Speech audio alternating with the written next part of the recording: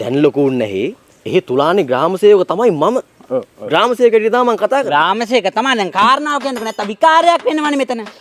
ග්‍රාම සේවක තමයි යෝ කියන්නේ. ග්‍රාම සේවක හැටියට මම දන්නවා. අපේ සුමිත් මල්ලි ගංජාරක්කුටයක්වත් කටේ තියෙන මිනිස්සෙක් නෙමෙයි. ඇත්ත.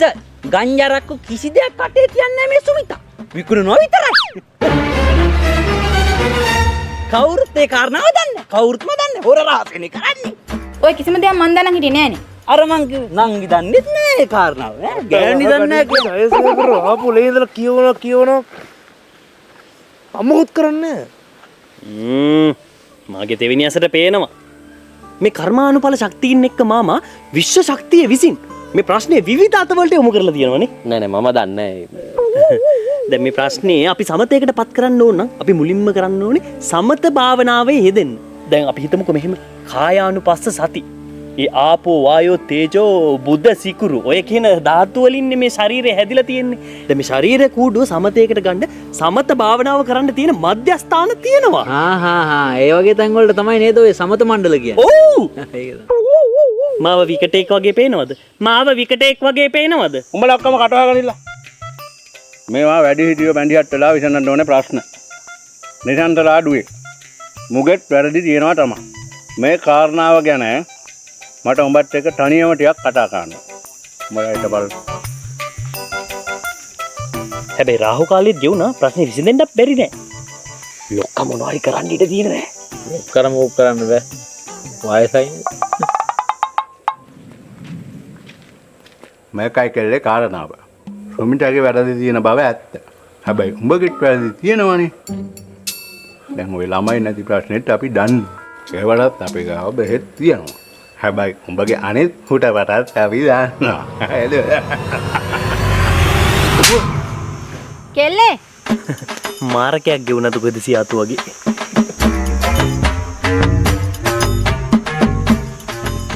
උඹ වැරදි නෑ සුමිත් කොල්ලෝ. මට නාකිය වෙලාවට ගිහින් තනියම කතා කරේ. සෙනග කොටේ කතා කරලා විලිලයි. මචං කිව්වද? නෑ නෝ ගාම්සේ මහත්තයා කියලා කතා කරේ. ගාම්සේ මහත්තයා. ඔය මොකාව එක්කන් ආවත් මං එන්නේ නෑ. මං ඇවිල්ලා නුන් තම්සෙත් එක්කනේ. මුන් එක්ක නෙමෙයිනේ.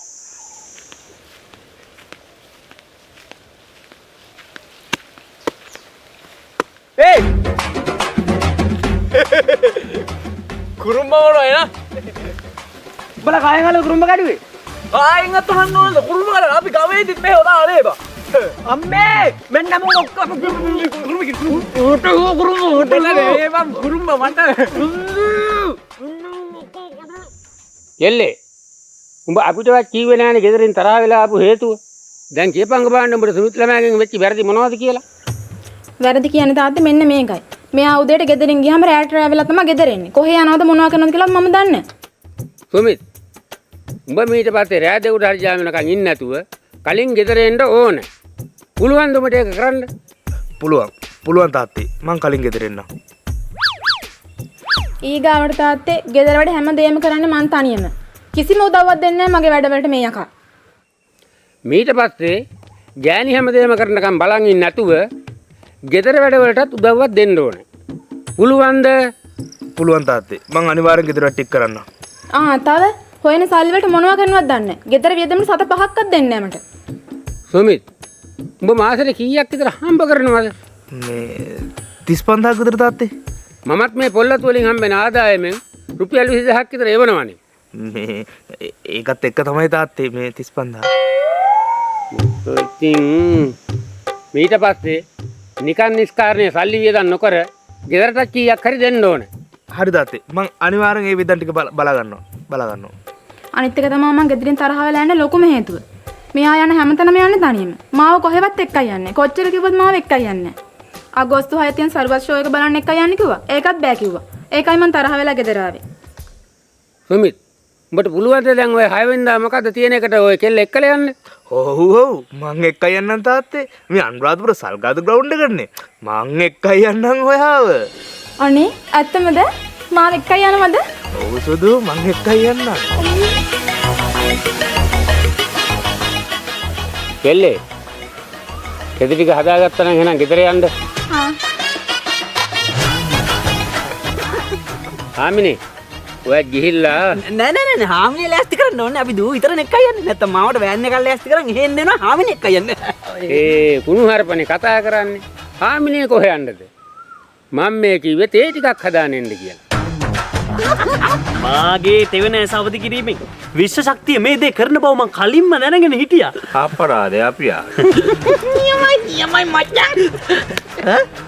ගාමසේ මේ කොල්ලෝ ඔය සරුවත් ඔයක බලන්න මාවත් එක්ක පළයල්ලකෝ. බලමු 6 වෙනිදා වෙනකන් හිටියොත් අනිවාර්යෙන්ම එක්කයි යනවා. ඉතින් එදාට 7 දවසේ දානිය දුන්නත් ඉතින් කරන්න දෙයක් නෑ.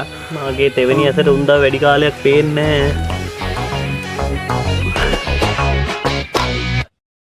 එහෙනම් ඉතින් ඔන්න හැමදේම හොඳ විදිහට සිද්ධ වුණා.